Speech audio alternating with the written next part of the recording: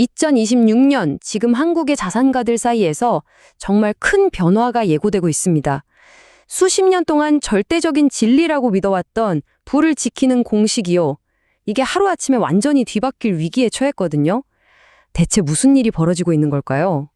지금부터 그 거대한 변화의 소용돌이 속으로 한번 들어가 보겠습니다. 부동산 불패 신화는 끝났다. 바로 이 한마디가요. 2026년 자산시장의 지각 변동을 전부 설명해 준다고 해도 과언이 아닙니다. 더는 부동산 하나만 믿고 버틸 수 없다는 아주 충격적인 선언인 거죠. 자, 그래서 우리에게 가장 중요한 질문이 남습니다.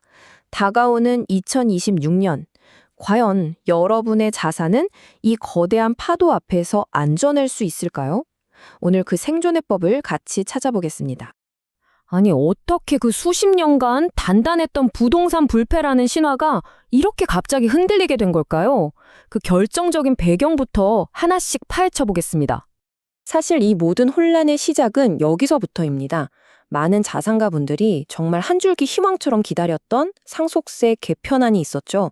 그런데 이게 국회 문턱을 넘지 못하고 결국 없던 일이 돼버린 겁니다.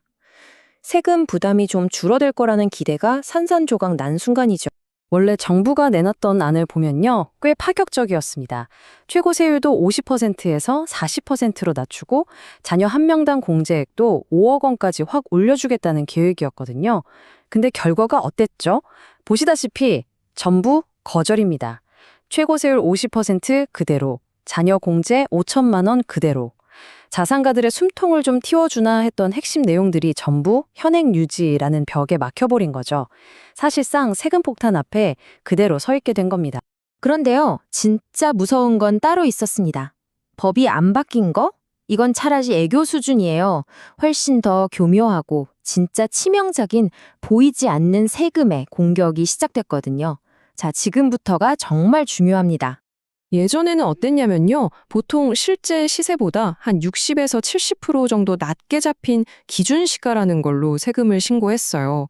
이게 뭐 일종의 암묵적인 룰 같은 거였죠. 근데 2026년부터는 이 게임의 법칙이 완전히 바뀝니다.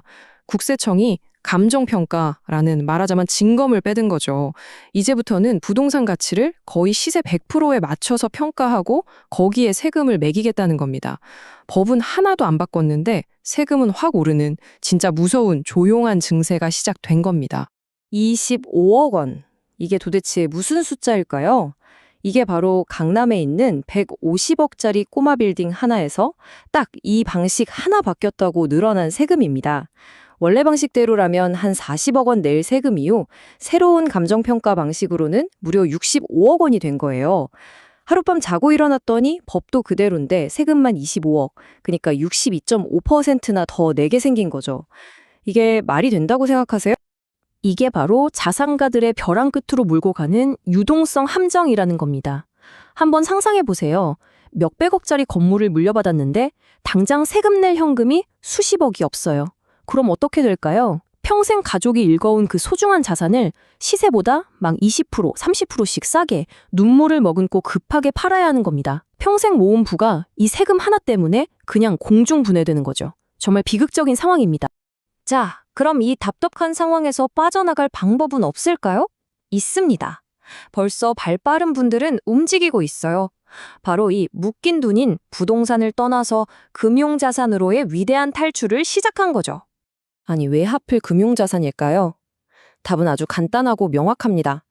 부동산은요, 언제 터질지 모르는 세금 폭탄을 안고 있는 묶인 돈이잖아요. 정부가 어떻게 평가할지 알 수가 없으니까요. 근데 주식 같은 금융자산을 한번 보세요. 이건 필요할 때 바로바로 현금으로 바꿀 수 있는 자유로운 돈이죠. 그리고 시장 가격이라는 아주 명확한 기준이 있으니까 세금 계산도 투명하고요. 이 불확실성의 시대에 뭐가 더 유리한지는 너무나 명확하지 않나요? 게다가 타이밍이 정말 기가 막힙니다. 주식 투자자들 골치 아프게 할 뻔했던 그 금투세는 폐지됐죠? 정부는 또 기업 밸류업 프로그램으로 기업들한테 배당 더 많이 하라고 팍팍 밀어주고 있죠? 이게 왜 중요하냐면요. 이 고배당주에서 나오는 꾸준한 현금 흐름이 상속세를 몇 년에 걸쳐 나눠낼 때 정말 든든한 버팀목이 되어주거든요. 이걸 연부연납이라고 하죠. 그러니까 부동산의 리스크는 피하고 안정적인 현금 파이프라인까지 만드는 정말 최고의 전략인 셈입니다. 자, 그럼 이제부터가 진짜 실전입니다. 이 무시무시한 세금의 파도 속에서 여러분의 자산을 안전하게 지켜낼 비상 탈출 계획, 2026년판 새로운 생존 전략을 지금부터 공개하겠습니다. 전략은 딱 4가지입니다. 첫 번째, 부동산 다이어트. 과감하게 하셔야 합니다. 세금 폭탄의 근원인 부동산 비중을 전체 자산의 50% 밑으로 낮추세요. 두 번째, 금융자산 방패입니다. 예상되는 세금을 충분히 막아낼 수 있도록 주식이나 채권으로 튼튼한 현금 방패를 미리 만들어두는 겁니다. 세 번째, 시간을 내 편으로 만들기. 10년이라는 시간을 활용하는 거예요. 지금부터 계획적으로 증여를 시작해서 나중에 상속세 계산에 포함될 자산 자치를 줄여나가는 거죠. 그리고 마지막 4번째, 신탁으로 완벽하게 통제하기. 혹시라도 내가 잘못된 후에 남은 가족들이 자산을 헐값에 팔거나 재산 싸움을 하지 않도록 신탁이라는 안전장치를 걸어두는 겁니다. 결론은 아주 명확합니다. 2026년 부의 새로운 핵심 키워드는 소유가 아니라 유동성입니다. 이제는 얼마나 많이 가졌냐가 중요한 시대가 아니에요. 필요할 때 얼마나 영리하게 현금화해서 이 세금의 파도를 넘어설 수 있느냐, 바로 이 능력이 모든 걸 결정하게 될 겁니다. 이 거대한 변화의 흐름에 여러분은 올라탈 준비 되셨습니까?